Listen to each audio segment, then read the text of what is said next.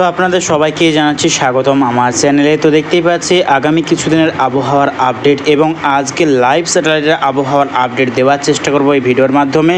তো স্বস্তির যে খবর দেখতেই পাচ্ছি, আগামীকাল বৃষ্টির কিন্তু সম্ভাবনা আছে পশ্চিমবঙ্গের একাধিক অংশ, যেমন তার মধ্যেই রয়েছে পুরুলিয়া, ঝাড়গ্রাম, বাঁকুড়া, দুর্গাপুর, বর্ধমান, আরামবাগ, খড়গপুর, কোলাঘাট, হলদিয়া, জলেশ্বর, বলেশ্বর, দীঘা, মন্দারমণি, কোন্টাই এবং কলকাতার কিছুটা অংশ নিয়ে আগামীকাল কিন্তু বৃষ্টির সম্ভাবনা রয়েছে, বজ্রবিদ্যুৎ সহ বিক্ষিপ্ত বৃষ্টির সম্ভাবনা। এবং পশ্চিমবঙ্গের উত্তর বিভাগ যেমন দার্জিলিং সাইডেও কিন্তু বৃষ্টির সম্ভাবনা রয়েছে আগামীকাল। আরও দেখতে পাচ্ছি গোটা আসামের সর্বত্র কিন্তু বৃষ্টির সম্ভাবনা রয়েছে এবং শিলাচর, আরও দেখতে পাচ্ছি আমার সিলেট বিভাগ সাইডেও কিন্তু আগামীকাল বৃষ্টির সম্ভাবনা রয়েছে। তো সর্বপ্রথমে চলে যাচ্ছি লাইভ স্যাটেলাইট মাধ্যমে, এখন দেখে নেওয়ার চেষ্টা করবো কীরকম পরিস্থিতি আছে। তো এখন ঠিক টাইম দেখতে পাচ্ছি আমরা 7:28 PM, আজকে 21শে এপ্রিল। দেখতেই পাচ্ছি ইতিমধ্যে লাইভ স্যাটেলাইটে চলে এসেছি।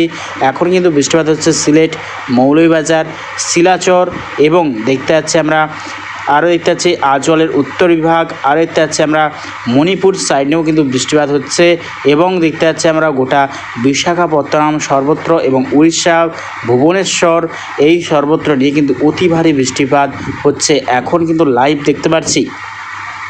এবং মধ্য ভারতের বেশ কিছু অংশে কিন্তু এখন হালকা বিক্ষিপ্ত বৃষ্টিপাত হচ্ছে, ভোপালের সাইডেও কিন্তু এখন লাইভ বৃষ্টিপাত হচ্ছে।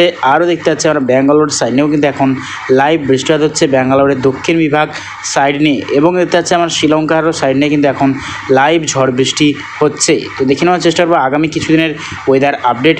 আগামীকাল দেখে নেওয়ার চেষ্টা করবো কীরকম তাপমাত্রা থাকার সম্ভাবনা আছে গোটা পশ্চিমবঙ্গ এবং গোটা বাংলাদেশের ওপর।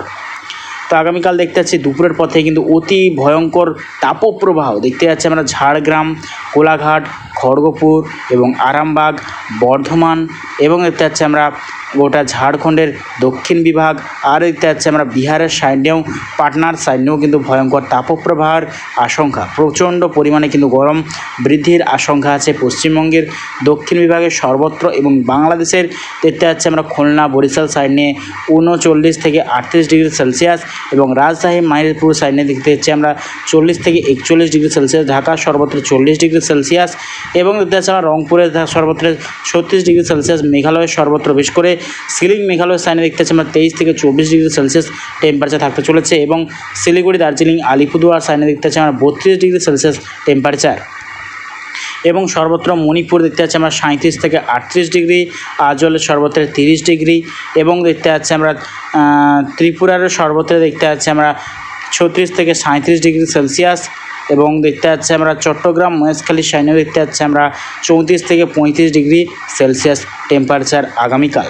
তো যত টাইম এগোবে আগামী পরশু যদি চলে যায়, আগামী পরশু দিনও দেখতে পাচ্ছি সেম গরম এবং লাস্ট আপডেট যদি চলে আসি মঙ্গলবার 30শে এপ্রিল, দেখতে পাচ্ছি কিন্তু ভয়ঙ্কর তাপমাত্রা বৃদ্ধির আশঙ্কা। দেখতে পাচ্ছি 30শে এপ্রিল কিন্তু 45 ডিগ্রিও কিন্তু টেম্পারেচার কোথাও কোথাও হয়ে যাবার সম্ভাবনা দেখতেই পাচ্ছি আমরা। ভয়ঙ্কর টেম্পারেচার বৃদ্ধির আশঙ্কা আছে গোটা পশ্চিমবঙ্গের সর্বত্র। আগামী দিনে কিন্তু ঘূর্ণিঝড়েরও আশঙ্কা আছে। বঙ্গোপসাগরে কিন্তু যে টেম্পারেচার তা কিন্তু ঘূর্ণিঝড় হওয়ার সম্ভাবনা প্রবল। দেখতে পাচ্ছি আগামী দিনে কিন্তু ঘূর্ণিঝড় আরব সাগরে কিন্তু আছে, দেখতেই পাচ্ছি আমরা স্পষ্ট দেখতে পাচ্ছি আরব সাগরে কিন্তু আগামী দিনে ঘূর্ণিঝড় আছে, তা কিন্তু ইয়ামান বা ওমানের দিকেই কিন্তু ল্যান্ডফল করার সম্ভাবনা সব থেকে বেশি।